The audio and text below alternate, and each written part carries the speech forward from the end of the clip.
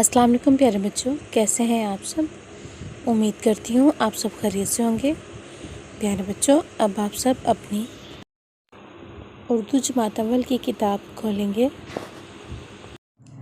प्यारे बच्चों, जैसा कि आप सब जानते हैं कि हम सबक नंबर 2 नात पढ़ रहे हैं।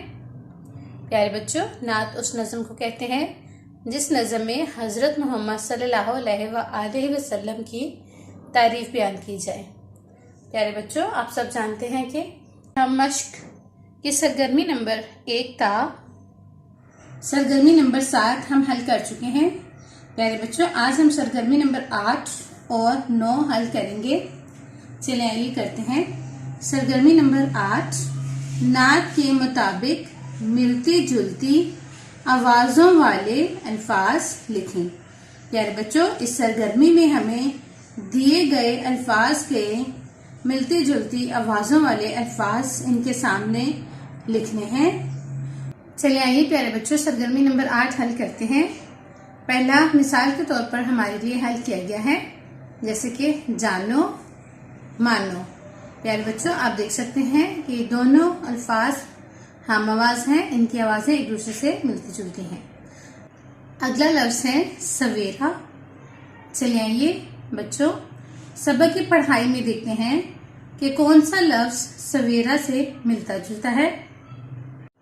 प्यारे बच्चों, सबक की पढ़ाई करते हुए हमने पढ़ा था, वो आए तो हुआ सवेरा, दूर हुआ दुनिया का अंधेरा।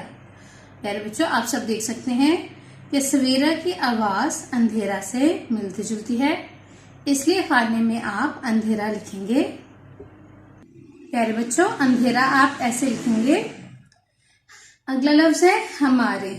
चलिए आइए सबक की पढ़ाई में इससे मिलती जुलती आवाज वाला लफ्ज देखते हैं। प्यारे बच्चों, सबक की पढ़ाई करते हुए हमने पढ़ा था, प्यारे प्यारे नबी सल्लल्लाहु अलैहि वसल्लम हमारे, हमको अपनी जान से प्यारे। प्यारे बच्चों, आप यहाँ पर देख सकते हैं कि हमारे की आवाज से मिलता जुलता लफ्ज प्यारे है। चलिए आइए खाने में लिखते हैं। प्यारे बच्चों, प्यारे आप ऐसे लिखेंगे। आखिरी लफ्ज है सुनाया। चलिए आइए पढ़ाई में देखते हैं। प्यारे बच्चों, सबक की पढ़ाई करते हुए यहाँ पर हमने पढ़ा था, खालिक का पैगाम सुनाया, सीधा रास्ता हमको दिखाया। प्यारे बच्चों, यहाँ पर आप देख सकते हैं कि सुनाया और दिखाया की आवाजें आपस में मिलती जुलती हैं, इसलिए आप खाने में दिखाया लिखेंगे। प्यारे बच्चों, दिखाया आप ऐसे लिखेंगे।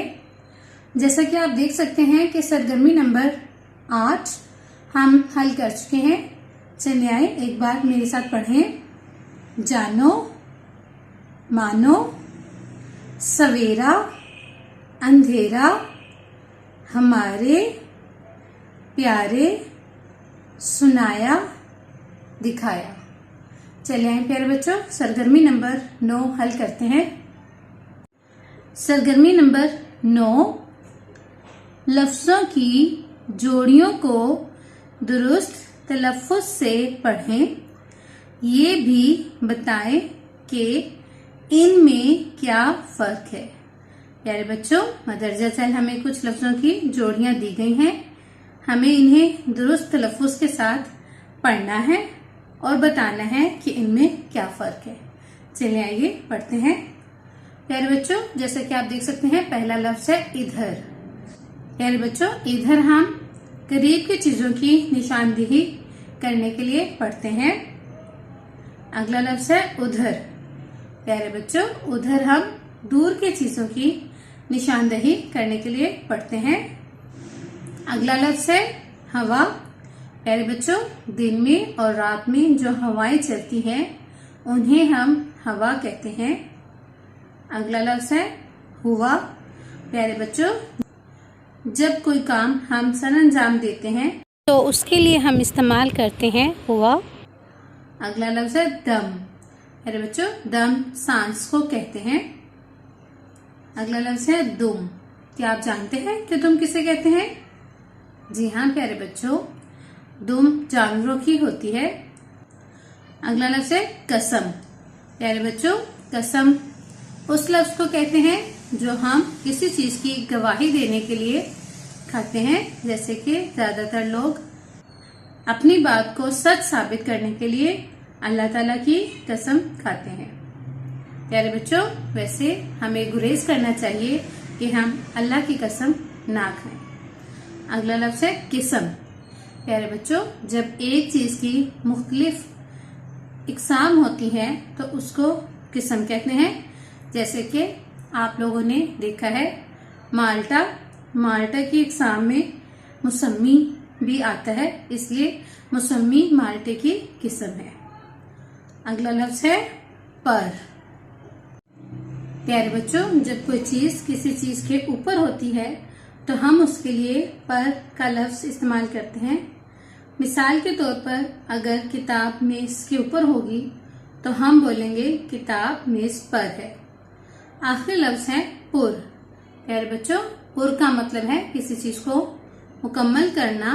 प्यारे बच्चों, जैसा कि आप सब देख सकते हैं कि हम सरगर्मी नंबर 8 और 9 हल कर चुके हैं। अब आप सब सरगर्मी नंबर 8 अपनी किताबों पर ऐसे हल करेंगे और सरगर्मी नंबर 9 को अच्छे से घर में पढ़ेंगे और बमा मायनी ज़हन-नशीन करेंगे। अपना बहुत सा ख्याल रखिएगा। शुक्रिया। अल्लाह हाफिज।